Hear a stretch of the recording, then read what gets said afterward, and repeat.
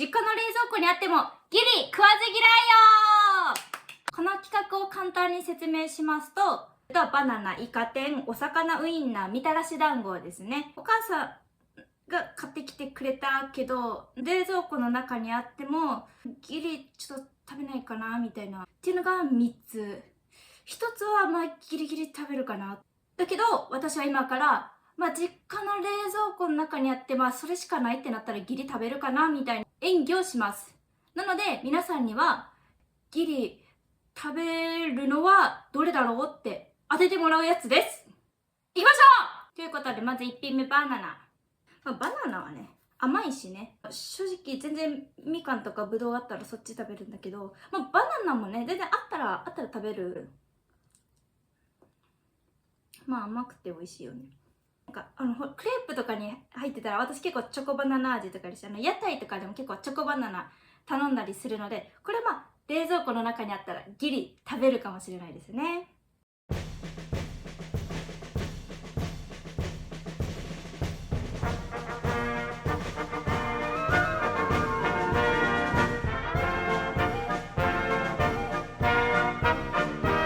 ごちそうさまでした。それでは2品目、イカ天食べていきたいと思います。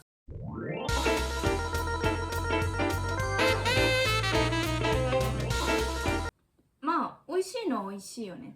冷蔵庫に夜ご飯の残りの肉じゃがとか入ってたら、そっち優先して食べちゃいはすると思うけど、イカのお刺身とかはそんな好きじゃないんだけど、美味しいのは美味しいから。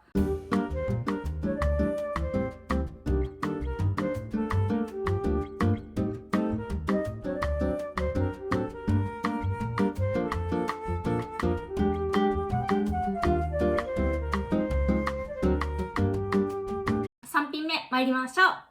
お魚のウインナーです。お魚のウインナーはね、お魚でできてる魚肉のソーセージだからヘルシーだし美味しいしいいよね。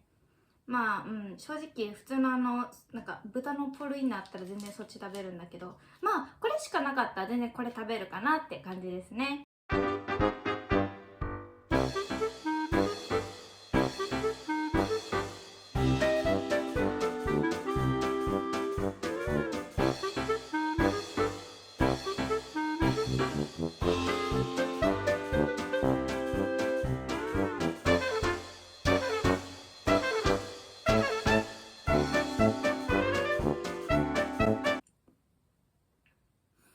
ごちそうさまでした。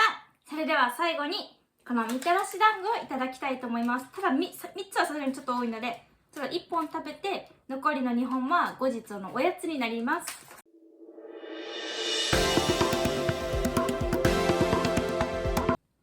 もちもちで甘じょっぱくて美味しいですね。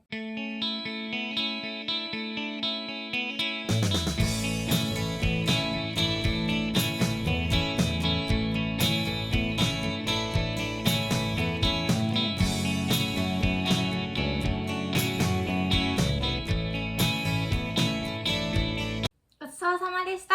それでは私が本当に冷蔵庫の中にあったらギリ食べるものを当ててください。シンギングタイム。これイカ天でした。あとは美味しいね。けど冷蔵庫の中にあったらそのままちょっと目を背け、お母さんに押し付け、お母さんにせっかくあんた食べると思って買ってきたのにまだお母さんが食べなあかんの？ごめんねってなるやつですね。ということで、実家の冷蔵庫にあったらギリ食わず嫌いようでした。ありがとうございました。